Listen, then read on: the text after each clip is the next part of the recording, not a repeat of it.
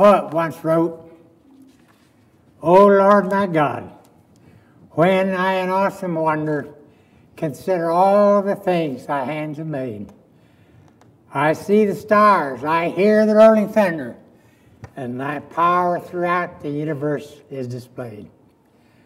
I like that word awesome. I like to have it connected to the power of God and His creative power. We'll talk for a few minutes about God's creative power.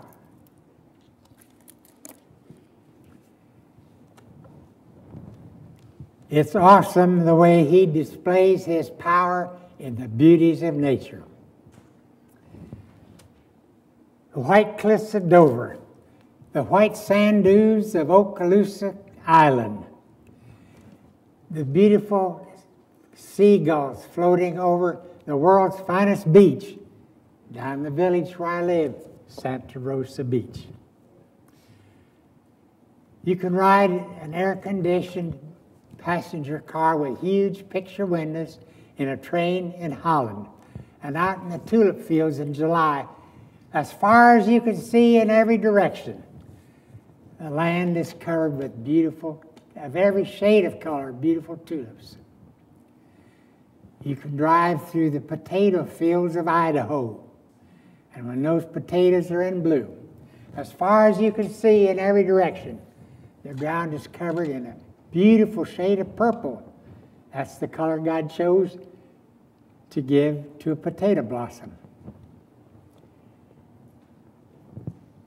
The Grand Canyon of Arizona and the Painted Desert is awesome. There's a 500-acre campus. In the middle of that 500 acres is the state capital of Madison, Wisconsin. They've covered that 500 acres with flower beds. And in June, that 500 acres is ablaze with peonies, dark red, beautiful pink and white. It's a sea of color in that 500 acres. And the air around that 500 acres is like being a perfume factory, the fragrance of thousands of blossoms of peonies. God's beauty in nature, His creative power in the beauties of nature is truly awesome. This ball of dirt called Earth, with its beauty, America the Beautiful, its amber waves of grain and redwood forest, and all the pretty things we talked about. It didn't happen from a huge explosion in space. That's a fairy tale. Now, the Big Bang Theory makes a cute title for a television program, a cute story, but that Big Bang Theory is a fairy tale. In the beginning, God created the heavens and the earth. And that's the truth. That's not a fairy tale. This planet that He created, this ball of dirt, is moving through space in 3 different directions at the same time. Young men and young girls, if you aspire to be a space cadet, you don't have to wait till you grow up to be a space cadet. You were born a space traveler. You and your house are traveling through space. God gave this ball of dirt a spin. You're traveling through space in a circle every 24 hours. You're traveling through space in an orbit as you go around that big light bulb in the sky. And you can take a paper and pencil this afternoon, and with the simple math formula, pi r squared, you can compute how many miles you travel every 24 hours as the Earth rotates. And you can compute how many miles you travel in a year as it goes round and round. Besides rotating, besides orbiting, besides rotating towards the east, I think that's east, you're rocking back and forth, south to north, north to south. While you're rotating, while you're orbiting, you're rocking back and forth. In the dead of winter, you start rocking towards the south. In the middle of summer, you start rocking back towards the north. God's power of creation puts this planet on a tilt, south to north. That's how God has created spring, summer, fall, and winter for you. God's power of creation is awesome. On the equator, they can't tell any difference between the hours of daylight, winter or summer. And in Destin, this close to the equator, you can't tell much difference, winter, summer, the difference in temperature. But in northern Indiana, where I grew up, there was quite a variation. When the earth tilted to the north, we had 20 below zero. And I had to walk to school every day. Mom and Dad said that's good for your health, and I think they were right. I've been very healthy for a lot of years.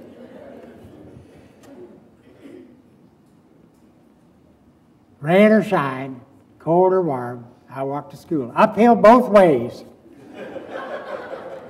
20 below zero every winter, 100 degrees a number of days every summer in northern Indiana.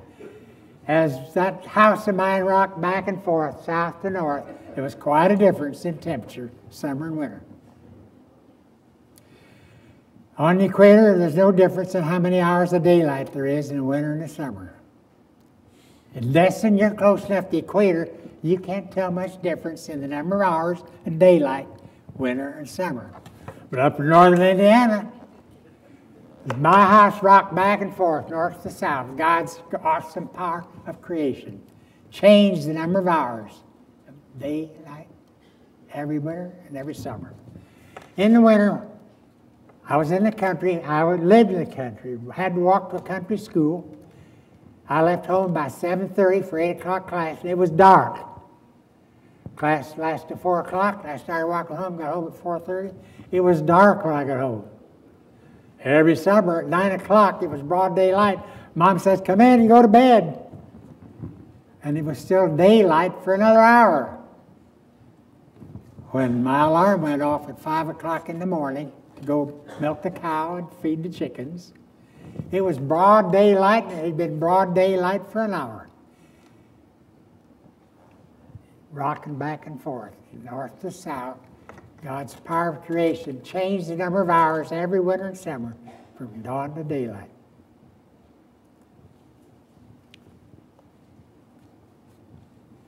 There was once, right now you could go to any college or university and take a course in earth science. You learn all about this big ball of dirt as it rotates.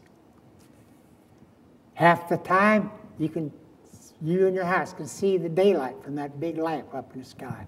Half the time, you can't see it because you've rotated.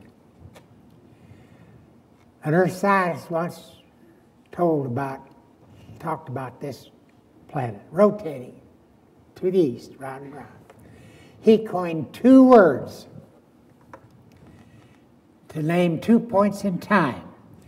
When your house first starts to lose sight of that big lamp, he called that point in time evening.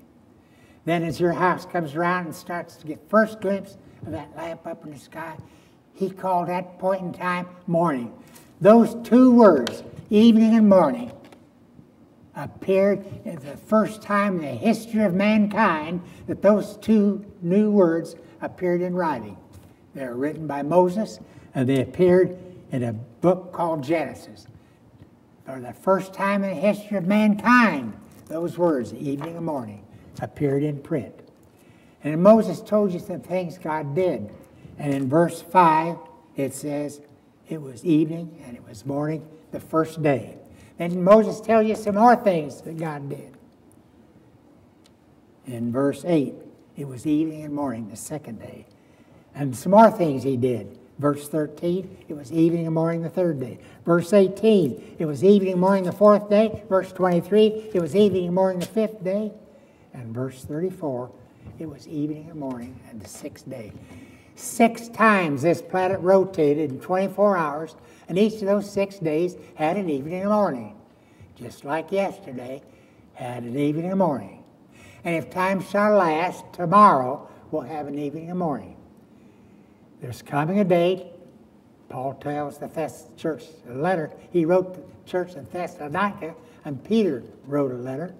And then those two authors tells you one day there's not going to be an evening and morning. This beautiful earth and everything in it is going to burn up. There'll be no more evenings and mornings. But Moses tells you what God did each of those 6 days. And then Moses writes, thus heaven and earth were completed with all their mighty throng. And on the 6th day God completed all the work he had been doing. And on the 7th day he rested from all his work. God blessed the 7th day and made it holy, because on that day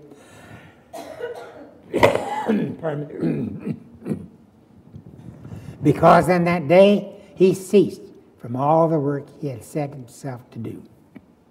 And this is the story, Moses said, of the making of heaven and earth when they were created. As another author commented on this first chapter, that each had an evening and a morning. And that other author, in his book, the first thing he said, the first thing he wrote, in the beginning was the Word, and the Word was with God, and the Word was God. And that Word made everything that was made. And to emphasize that was God creating this stuff. He said, without God, nothing was made that was made. Man makes lots of things, but man cannot create anything. Man makes stuff out of things that God created in those 6 days and put in this earth for you to use. And that's not a fairy tale. That's the truth. It's an amazing thing about this space travel that you and I are doing. The time it takes to rotate 24 hours. The time it takes to go orbit that big ball sun is 1 year. That time does not vary so much as a second, year by year. The distance that you travel in that orbit is the same distance, not an inch more and not an inch less. Back when Matthew, Mark, Luke, and John, Peter, and Paul were on this earth, every day they traveled the same distance.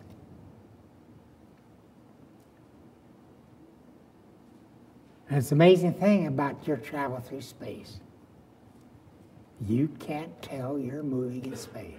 You can't tell you're moving in space. You drive down the highway 70 miles an hour, stick your hand out the window, you know you're moving down that highway.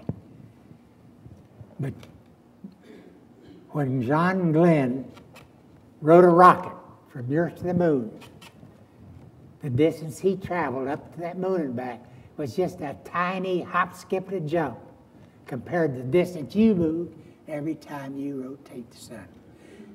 The speed that John Glenn traveled on that rocket was a tiny, slow snail's pace compared to how fast you're moving every time your house, every 24 hours, when your house makes that circle.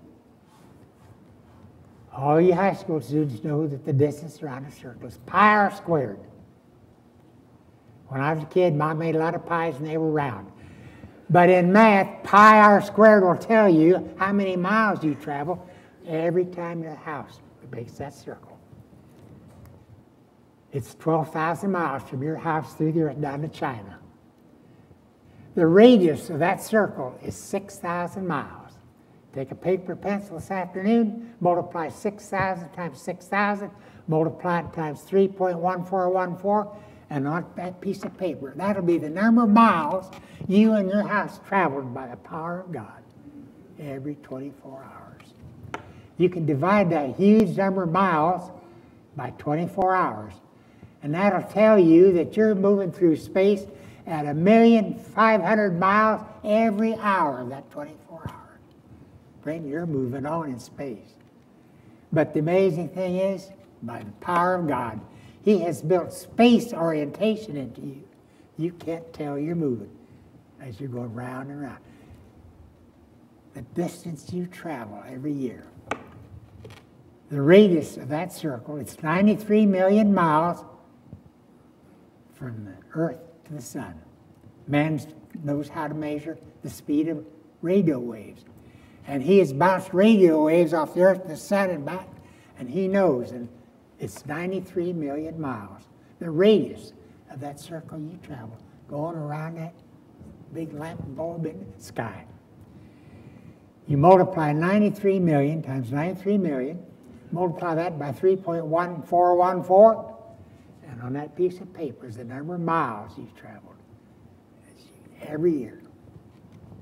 And you can divide that huge number. It's a number so big with so many zeros.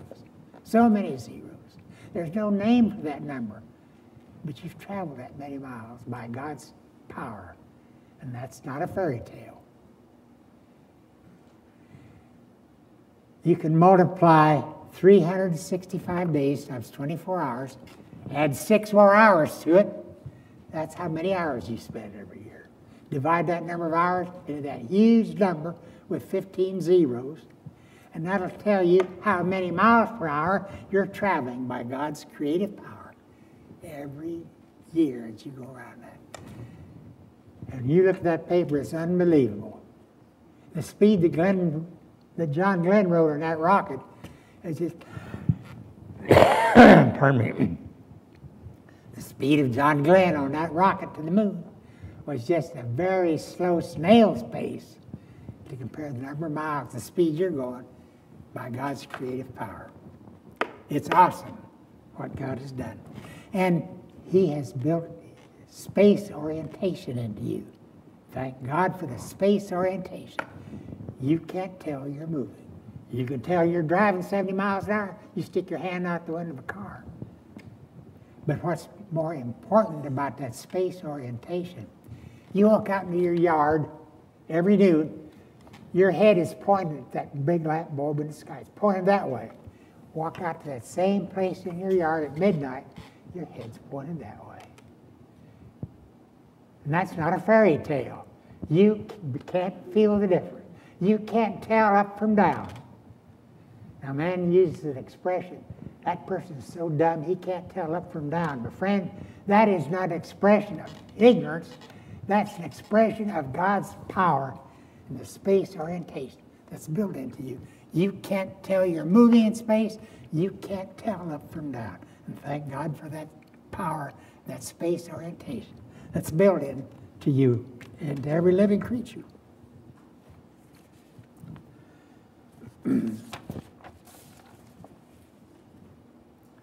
Another power of God in His creation.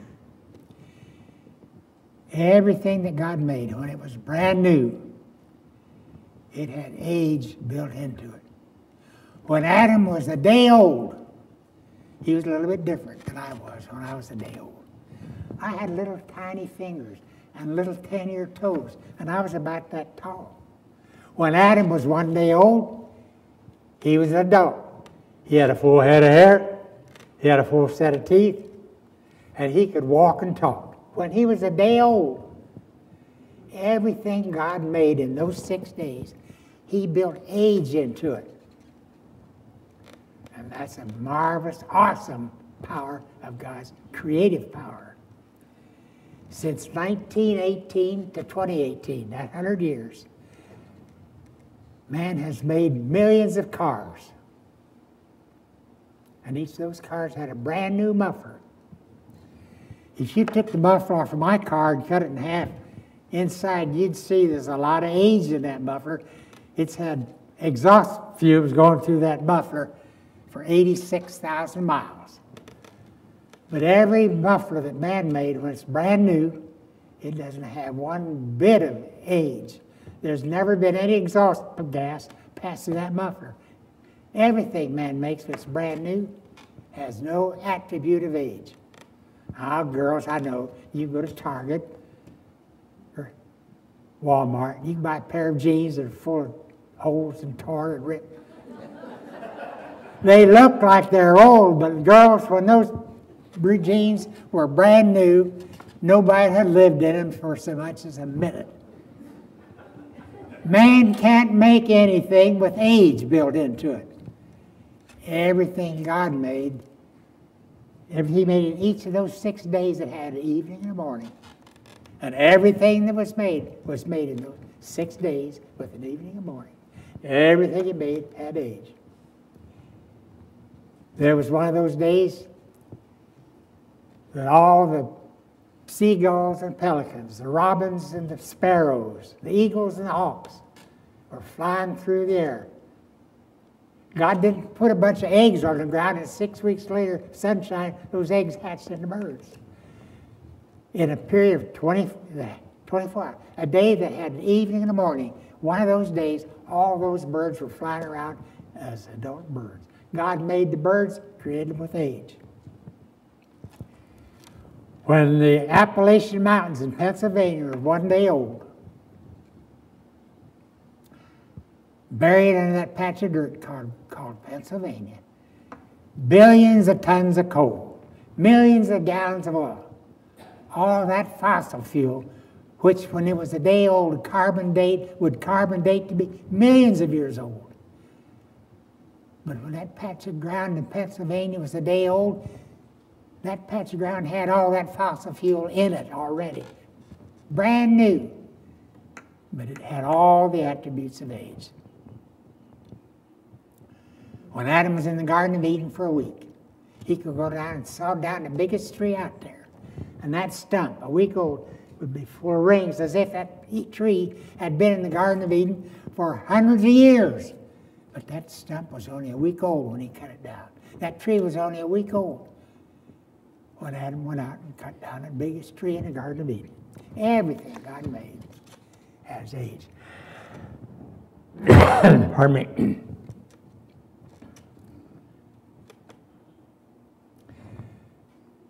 Back in the 1800s, there was a brilliant scientist, and he was smart. His name was Charles Darwin. He had the most prolific imagination that any man has ever had. And he wrote a fairy tale. And in his book, he said, millions and millions of years ago, some microscopic amoeba appeared in a warm ocean place somewhere. And those little amoeba, over millions of years, they grew into big fish, sharks, and whales, and dolphins. And then over millions of years, some of those fish grew lungs, and they grew legs, and they crawled out of the sea onto land. And Darwin said over millions of years, some of those fish with legs turned into dogs and cats, cows and horses, and monkeys. And Darwin said over millions more years, some of those monkeys got so smart, they turned into people. And he said, you are a descendant of a monkey. Friend, that's a fairy tale. You're a descendant of Adam and Eve. If God made a list of every one of your ancestors, at the head of that list would be one of the sons or daughters of Adam and Eve. And that's where you came from. And that's not a fairy tale. That's the truth.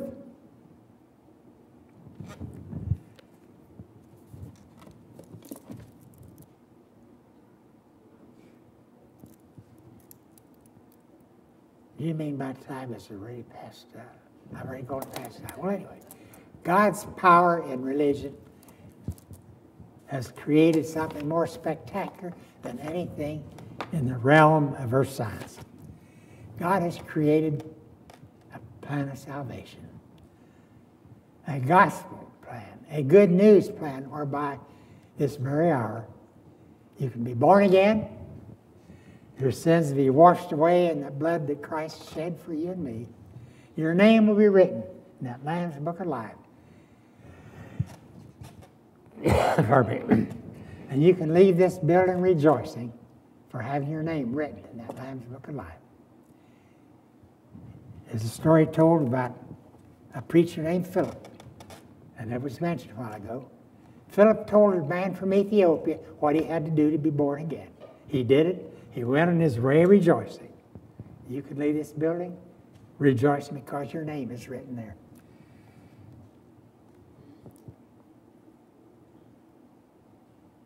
It's a fairy tale that a man named Calvin once wrote, that you can pray, "Dear God, for Christ's sake, wash away my sins and make me your child."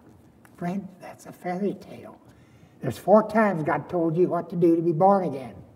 Jesus told Nicodemus, unless you're born again, you can't go to heaven. But God has told you, 2nd chapter of Acts, 6th chapter of Romans, the 3rd chapter of Galatians, and the 1st chapter of 1 Peter, what you must do to be born again. As we stand to sing, we'll assist you if you'll come forward. Let's stand to sing, and you can be born again.